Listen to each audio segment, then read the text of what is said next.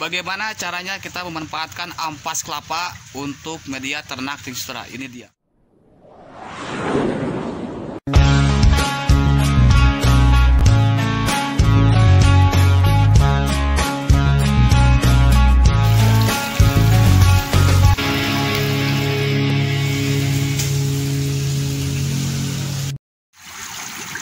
Assalamualaikum warahmatullahi wabarakatuh.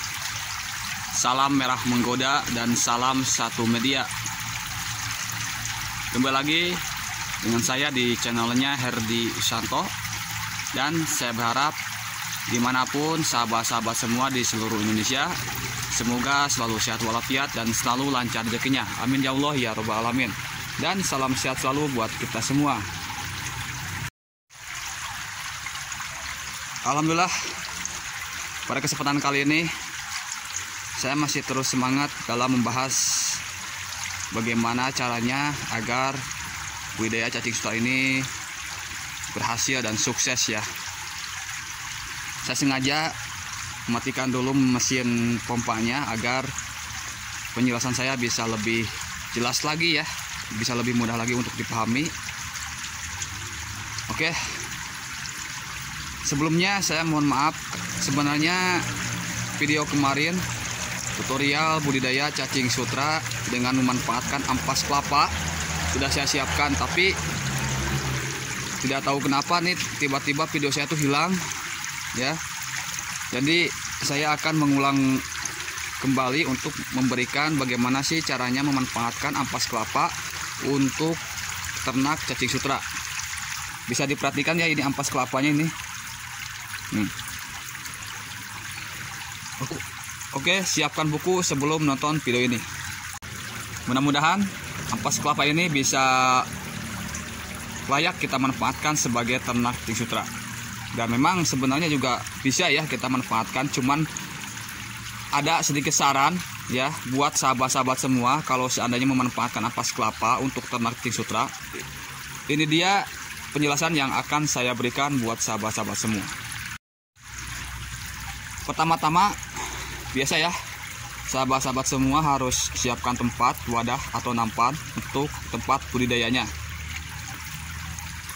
Dan juga persiapkan ampas kelapanya. Yang saya lakukan sebelumnya itu ampas kelapa direndam dulu dengan air selama 1 hingga 2 minggu. Tujuannya agar ampas kelapa itu satu, bisa mengurangi kadar lemak yang ada di ampas kelapa, dan kedua, teksturnya nanti ampas kelapa akan lembek ya, akan cepat hancur. Coba perhatikan nih,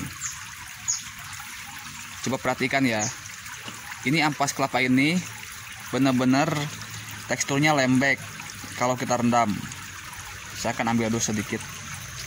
Nah, oke, coba perhatikan nih, tuh kalau kita tekan seperti ini akan lembek dan hancur.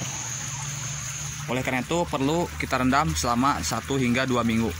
Dan juga untuk menghilangkan kadar lemak yang ada di ampas kelapa.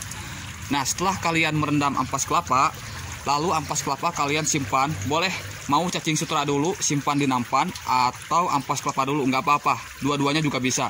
Yang penting cacing sutranya dikarantina dulu selama 2 hari ya. Oke. Nah, itulah perlakuan yang harus kalian lakukan sebelum mengaplikasikan ampas kelapa sebagai ternak cacing sutra atau sebagai media ternak cacing sutra. Oke. Ada saran sekarang buat sahabat-sahabat semua. Karena ampas kelapa dikhawatirkan minim kandungan makanan untuk cacing sutra atau kandungan protein untuk cacing sutra. Karena sudah tahu lah ya, kandungan protein di dalam cacing sutra itu sungguh tinggi sekali, hingga 57% proteinnya itu. Oleh karena itu kita mesti mempersiapkan sumber-sumber makanan untuk cacing sutra yang bagus juga ya, terutama yang tinggi proteinnya. Nah, bagi sahabat-sahabat semua yang memanfaatkan ampas kelapa sebagai media ternak cacing sutra, disarankan kita wajib memberikan seperti tempe, oncom ya, kulit pisang, dan lain sebagainya. Itu sebagai makanan tambahan buat cacing sutra, agar cacing sutra benar-benar nyaman ya. Tahun 2019 saya pernah coba ini pakai ampas kelapa. Kalau kita fokus pada ampas kelapa, itu memang pertumbuhannya agak kurang ya. Oleh karena itu kalian semua dan sahabat-sahabat semua tidak boleh berfokus pada ampas kelapa, melainkan kita harus menambahkan makanan-makanan lain. Memang ampas kelapa ini bisa kita manfaatkan ya. Tuh coba perhatikan tuh, cacing sutra ngumpul di ampas kelapa tuh. Ya. Tuh. Jadi disarankan kita harus menambahkan makanan-makanan lain, dalam artian kita tidak boleh fokus pada satu makanan. Walaupun sahabat-sahabat semua memanfaatkan fermentasi ampas tahu juga, itu perlu kita tambah makanan-makanan lain.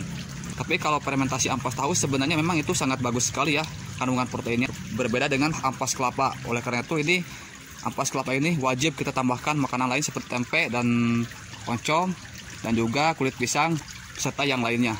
Oke, jadi itu penjelasan untuk sahabat-sahabat semua bagaimana cara kita memanfaatkan ampas kelapa untuk ternak cacing sutra, dan juga saran buat sahabat-sahabat semua itu yang sudah saya berikan ya. Semoga memberikan manfaat, dan juga semoga limbah-limbah yang ada di sekitar kita bisa dimanfaatkan untuk ternak cacing sutra. Oke semuanya, salam satu media, salam merah menggoda. Wassalamualaikum warahmatullahi wabarakatuh. Pokoknya semakin mantap.